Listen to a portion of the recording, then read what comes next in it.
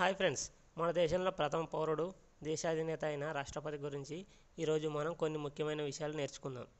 రాష్ట్రపతి దేశ రాజ్యాంగాధిపతి మరియు కార్యనిర్వాహక వ్యవహారాలకు నామమాత్రపు అధిపతి. అంతేకాకుండా రాష్ట్రపతి భారత సాయుధ దళాలకు అత్యున్నత కమాండర్ ఇన్ చీఫ్గా బాధ్యతలు నిర్వహిస్తాడు. రాష్ట్రపతి ప్రధానమంత్రి మరియు కేంద్ర మంత్రిమండలి సలహా మేరకు రాష్ట్రపతి తన విధులను నిర్వహిస్తారు. అన్ని ప్రభుత్వ కార్యనిర్వాహక చర్యలు రాష్ట్రపతి పేరు మీదనే జరుగుతాయి. భారతదేశ మొదటి రాష్ట్రపతి డాక్టర్ బాబు రాజేంద్ర ప్రసాద్. ఆయన 1950 జనవరి 26న బాధ్యతలు స్వీకరించి 1962 వరకు రెండుసార్లు రాష్ట్రపతిగా పనిచేశారు. ఈయనకు 1962లో భారతరత్న పురస్కారం లభించింది. భారతదేశానికి ప్రస్తుత రాష్ట్రపతి శ్రీమతి ద్రౌపది ముర్ము.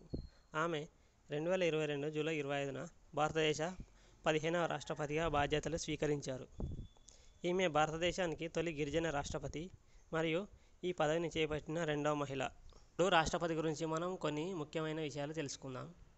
భారత రాజ్యాంగంలో రాష్ట్రపతికి సంబంధించిన ముఖ్యమైన ఆర్టికల్స్ పార్ట్ 5లోని ఆర్టికల్స్ 52 నుంచి 62 వరకు వివరించబడ్డాయి. రాష్ట్రపతికి సంబంధించిన ఎన్నిక నియామకం అనేది ఎలక్టోరల్ కాలేజీ ద్వారా పరోక్షంగా జరుగుతుంది. అలాగే రాష్ట్రపతికి సంబంధించిన ప్రమాణ స్వీకారం అనేది భారత ప్రధాన న్యాయమూర్తి చీఫ్ జస్టిస్ ఆఫ్ ఇండియా సమక్షంలో జరుగుతుంది. అలాగే రాష్ట్రపతి పదవీకాలం 5 సంవత్సరాలు ఉంటుంది. రాష్ట్రపతిగా పోటీ చేసే అభ్యర్థులు సెక్యూరిటీ డిపాజిట్గా 15,000 చెల్లించాల్సి ఉంటుంది. అలాగే రాష్ట్రపతి రాజీనామా పత్రాన్ని ఉపరాష్ట్రపతికి సమర్పిస్తాడు. రాష్ట్రపతిగా పోటీ చేయడానికి ఉండే అర్హత వయస్సు 35 సంవత్సరాలు.